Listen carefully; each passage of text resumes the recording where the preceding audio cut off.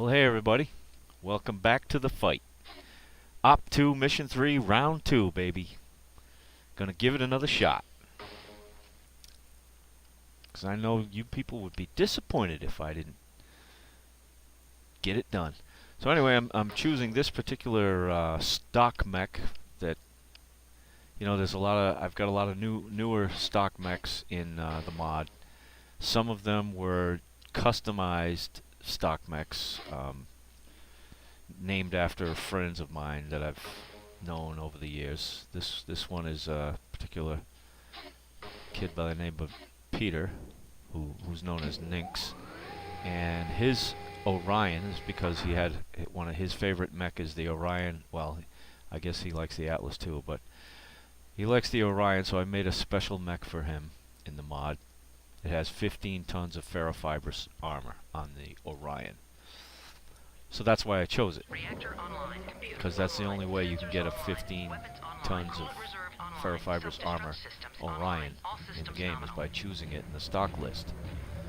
I made a lot of interesting mechs like that, so be on the lookout for them as you go through the campaign. There's Daishis with 20 tons of armor, things like that. There's a Sunder with 18 tons of ferrofibrous. So when you make your choices, check them out. So anyway, I gave Dominic an Orion this time, so he'll be better equipped to deal with things, and that increases his survivability. The SRMs that I'm using on my mech cause a lot of splash damage, as you'll find out when you see this harasser. He doesn't get killed, but look at all the damage he takes from that miss. Basically, I tell Dominic, I tell him to go after either the Shadowcat or the champion as they approach. And this time around, obviously, I'm letting that Blackhawk. Yeah, I'm not wasting my time chasing after that Blackhawk, because he's not much of a threat. So I'll get him at the end. As you can see, these textures for these vehicles have been redone. So I've gotten a little further in my texturing of the world. Incidentally, the vehicles are included in the world file in MechWarrior 3, and all the world files, that's where the vehicle meshes and textures exist. Well, not necessarily the textures, but the meshes exist in the worlds. Therefore, when you redo the textures in the world, then you end up redoing the textures for the vehicles as well. So that's how that works.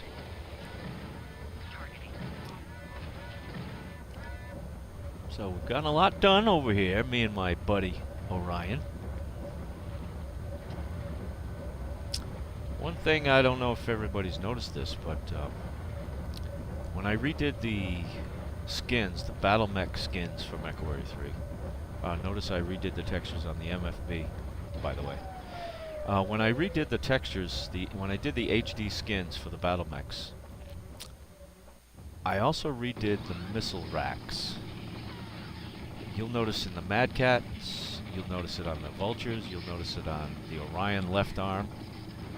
Anything that is supposed to have a 20 count missile, i.e. LRM 20, it has 20 holes in it now.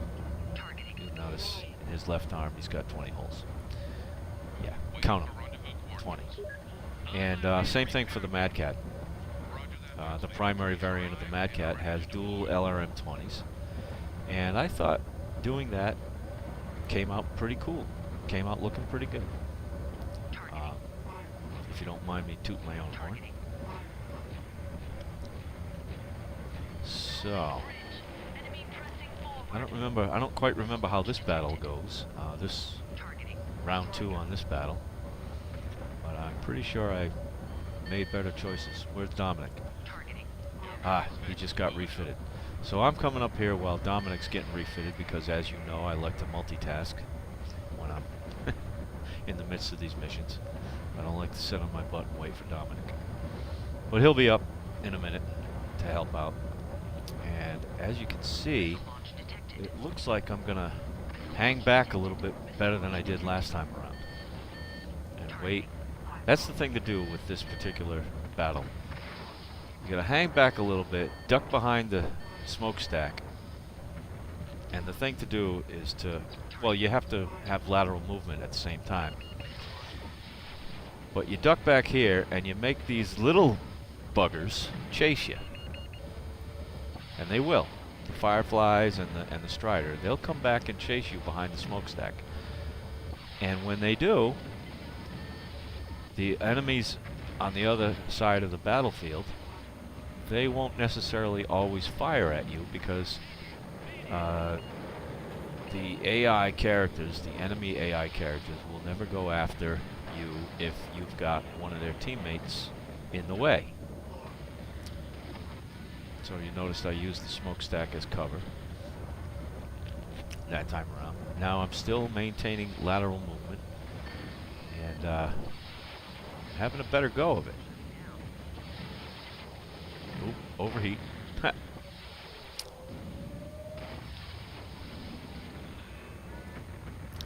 I kind of like how the textures came out on those harassers. I wasn't sure I was going to like them. It was very difficult to get the proper shade of green. Like it's more of an olive, and I guess I'm happy with it. Man, this is a hot mech, I guess, huh? My goodness. But thankfully Dominic is here, and I gave him LRMs, I believe. I loaded him down with a pretty decent LRM boat. And I forget what else I put in there, but looks like he's got some kind of an AC. Oh, there goes the Thor. You get him out early and you're doing all right. Consider it done. Yeah, Dominic, do what I tell you. Bring the pain. Ha ha ha. I can see that. Yeah, so missiles, man. Missiles. So whenever you, don't forget, whenever you send a lance mate in, always give them support. And in some cases, draw the enemy fire. So run out in front of them. Your lance mate is still going to attack, but remember, the AI for your lance mates is basically like a moth to a flame. You tell them what to do, and they do it. Period. And when they're not being told what to do, they follow you in whatever path you. They follow whatever path you're taking. So if you walk to the left, they walk to the left. If you walk straight into the battle, they'll be behind you and they won't be shooting. So what you have to do is you have to approach the battle in a lateral fashion and have your lance mates following you in the same way. That way you're basically forming a skirmish line against the enemy. If you all remember what a skirmish line is, check your Revolutionary War history. A skirmish line is when you get all your rifles formed in a straight horizontal line, horizontally facing the enemy. And therefore you maximize your firepower. So now I guess it's safe to bring up the MFBs. And I kind of need them at this point. Sorry about all that flipping back and forth on the screen. It's because of my technique of using the legs to torso move.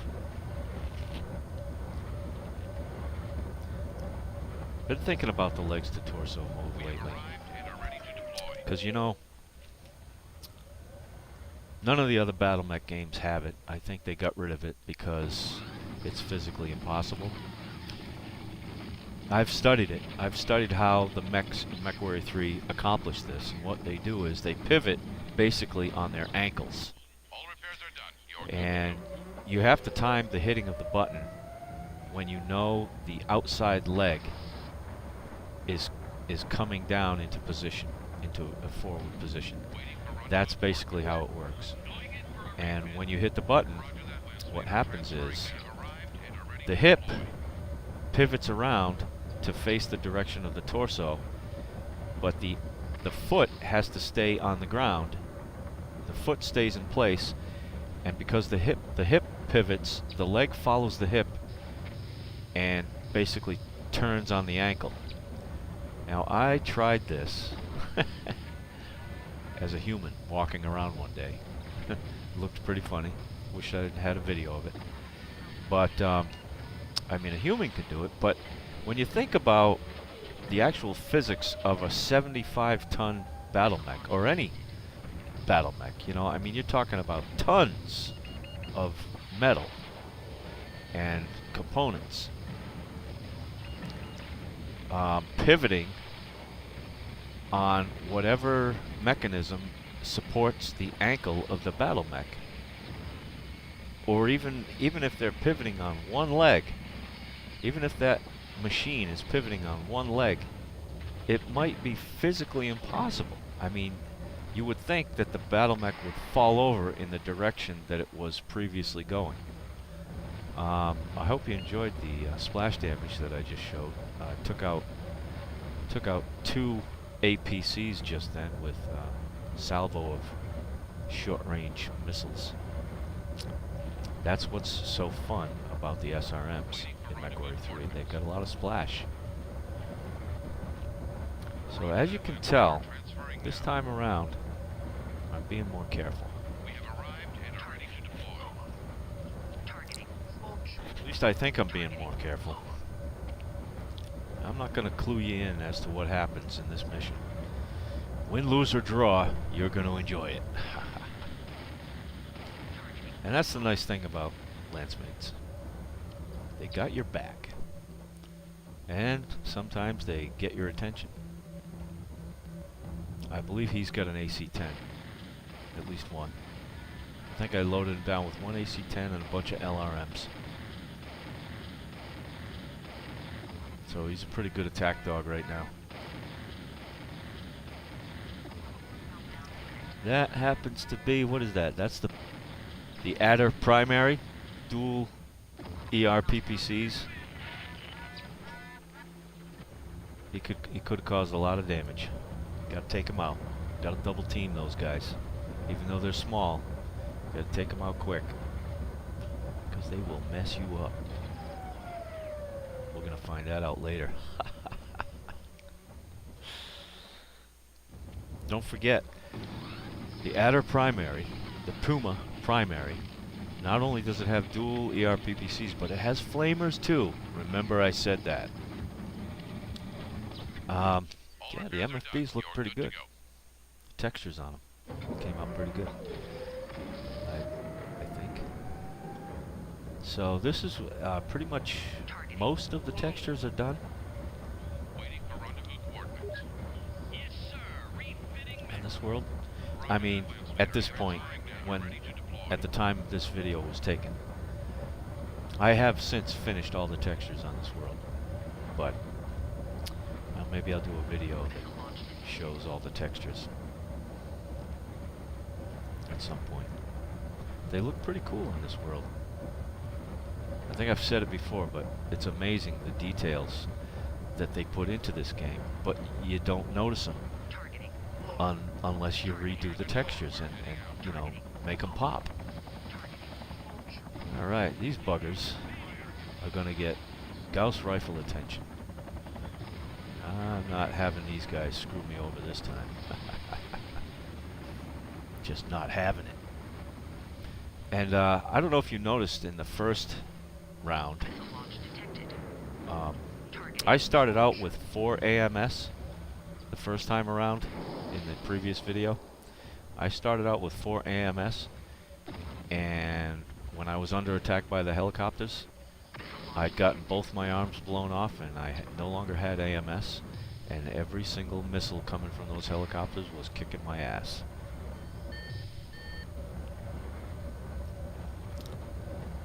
And this time, no AMS, but more armor.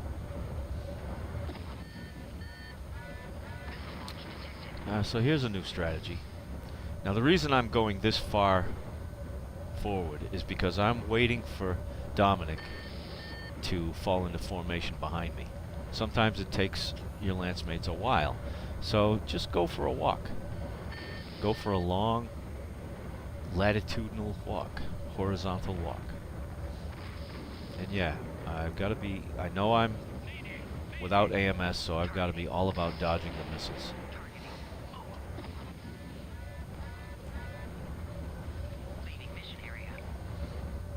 Okay, leaving mission area. So now I take off the radar image and go back to without the map overlay, so I can see the boundaries. Now sometimes when you're fighting these guys, if they're doing lateral movement, if they're moving laterally to your missiles, you might not be having very good luck hitting them. So what you do is you hit them with a laser, because some of them still have in the script a valve reaction that says, hey, when I get hit by a weapon, I stop, which is kind of dumb, but some of them still have it. I might take, I mean, I take that script out of some of them, but that's how you can try to get them to stop, so that and then hit them with a laser, and then give them that quick volley of LRMs or SRMs, and you'll have better luck, get a better hit on them.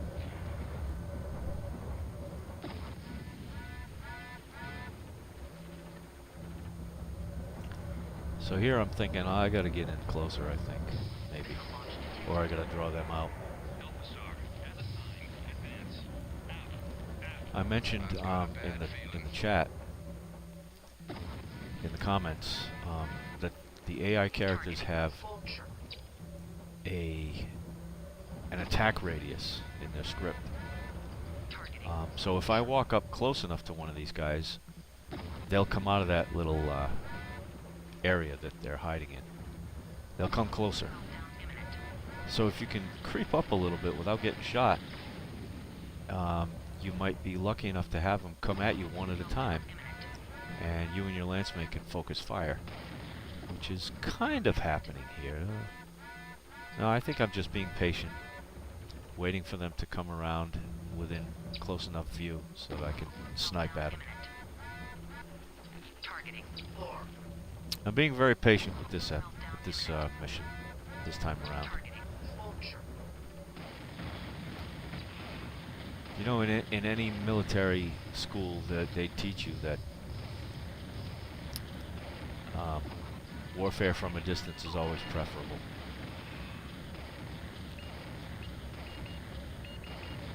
You know, that's why snipers are such a big deal in war. That's why they have missiles, you know, in aerospace warfare.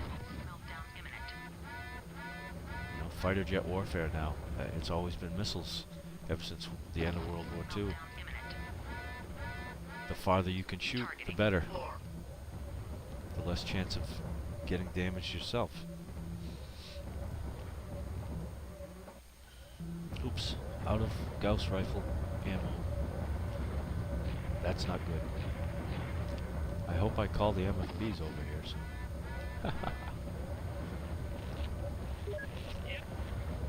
Oh, what did I just tell him? Attack? Yeah, I think so. I think my plan is to go up this hill.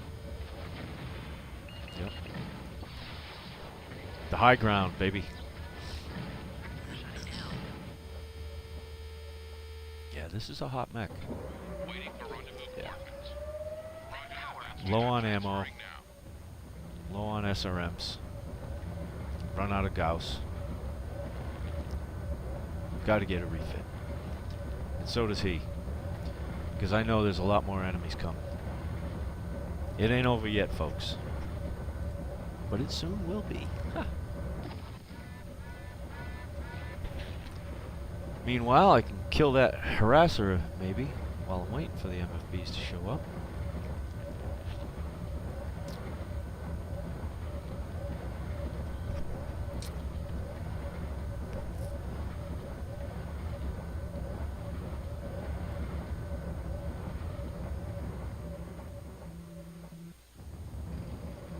Or I can kill those APCs.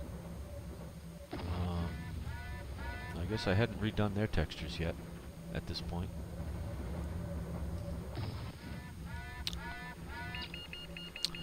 Watch that heat. Boom. Damage. Oops. Gotta hit your target first. Ha ha ha. There we go. Shout out to my friend Herbie. Herbie, I think you're gonna like the lasers now. And you know what? I'm kind of getting tired of changing them. So I think this is gonna be the last time. Oh, here comes that supernova. Look at that. He will tear me apart if I let him. You know what I like? I like he can get up on his jump jets and shoot from the sky. That's badass.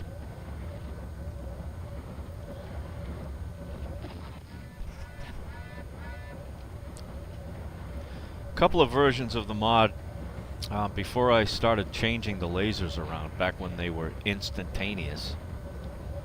And I kind of wish I could go back to that, but I can't. I don't want to. But back then, when the lasers were instantaneous, I was able to set the enemies, supernovas in particular, or any enemy that was just fully loaded with lasers. They would just constantly fire at you, a barrage, like the supernova. It would just shoot at you with chain fire. One shot, one laser after another. It would just totally rip you to shreds from 1,000 meters, you know, or 900 meters. That particular supernova was frightening. You're good to go. I forget, does the vanilla mission, instead of a supernova, is it a champion maybe? It's been so long since I played the vanilla missions. But anyway, I think a supernova right there is a great idea. Because it makes it difficult. I mean, you've got to avoid getting killed. You've got to be very crafty in going after him, you know? Also, the AI script for, you know, from the vanilla mission, back when it's just a champion coming out of that cave, the AI script, it had a flaw in it that caused the character, which is now the supernova, it caused that character to run into the mountain and just get stuck and stay there and never do anything until you come right up close to him. I had to fix that. It took me a while to figure out how. But he doesn't do that anymore. I think it had to do with his walking his path, his flight path, as it were. So here we are. I know I've got some extra enemies coming from the south at some point. So I figure if I come around this side of the mountain, the supernova can't shoot me. And I don't remember if I told Dominic to refit, but maybe I should have. Oh, look, I'm out of SRM4s. That's not good. I don't think I noticed that during the game when I actually played this. Luckily, I still have SRM6s. So here we go, people. Now watch my heat. And watch what happens. And see if you can figure out the tragic mistake Freako makes. The fatal mistake. Alright, I'm going lateral now. And I'm trying to get Dominic to follow me laterally until I see him start to shoot, and I think I'm going to order him to attack very soon. Look at my heat. Because I just got hit with PPCs. And it's spiking my heat. That's 2 ERPPC Pumas, both with flamers as well. Watch them use the flamers. Now, the ERPPCs in the mod follow the canonical characteristic of you don't really get any damage within 100 meters. But they do still cause heat. So now I'm fighting the heat from his PPCs and the heat from the flamers. I'm in trouble, and I'm not realizing it. And good night, Irene. And that's why I'm calling this episode Freako Goes Nuclear. Good night, everybody.